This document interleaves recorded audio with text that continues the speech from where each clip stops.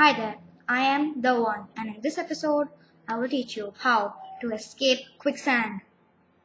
First things first, there is something also like quicksand, quite dangerous, but it's usually in places which are very marshy and they're not made of sand, they're made of usually clay with water.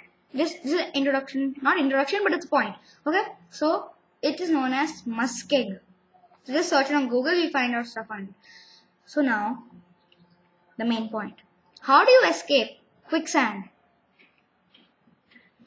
First things first, do not struggle. You might think quicksand is it's like water, so you'll just swim through quicksand and you'll get out. You'll walk out. No. Quicksand is much more tougher. It's like if you shoot a bullet in it, it might go through, but it'll really slow down. Okay, so quicksand.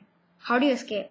First things first, if you're in quicksand, usually quicksand is ranging from 3 feet deep to it might be very deep, but it usually is short. So if it's in a 3 feet deep thing, you might come to your chest or waist if you're tall, and if it comes to your waist, then it's easy to get out. Not easy if you don't know how to get out, but if it's to your chest, I don't think your chances are not very good. Okay, don't be so stupid. So I'll tell you, if you're sinking in quicksand, then before you sink up to your chest, actually it won't sink up to your chest if you don't struggle. So if you sink up your chest, before you sink up your chest, just do it. I'm not going to tell you how to get out if you sink up to your chest because I don't think you can. Okay, so when you're in quicksand, the first things first is quicksand is heavier than you. Meaning its density is about 2 grams per centimeter or something. No, sorry. 2 grams per cubic centimeter. But we are 1 gram per cubic centimeter. Hi, this is the second episode of How to Escape Quicksand. Okay, so where did I leave? Yeah, I left where I was talking about the buoyancy of quicksand, water and us.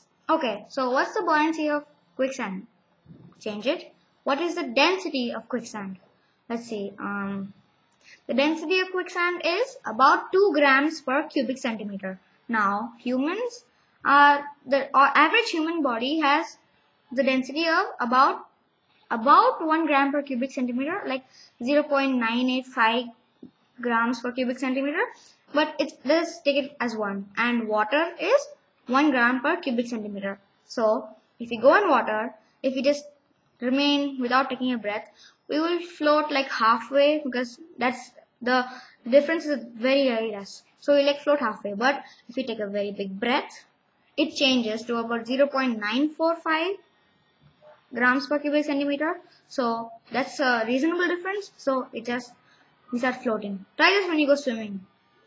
Okay, so if we are lighter than both water and quicksand, you might ask a question. Why don't we escape quicksand just like water? Like we escape water. But didn't I tell you that quicksand is a little more tougher than water? So if you try to get out, the quicksand is it sticks to your leg and doesn't act. So if you get one leg out, with luck, remember not to try to say, oh, I'm out. And then you can say, oh, I'm out, but don't do this. Don't try to just remove your leg like that because it's not going to work vertically. You will just literally tear your leg apart. Quicksand, it creates a pressure around your leg. So once it creates a pressure around your leg, it locks your leg in place and tries to suck you in. But if you want to, you can use your buoyancy for advantage. So spread your surface area a lot. And first you have to scream. Scream for help and grab anything which is fixed. And then just lay down and slowly bring your legs to the top. So, first things first, no struggling. If you struggle, you'll only go deeper and faster.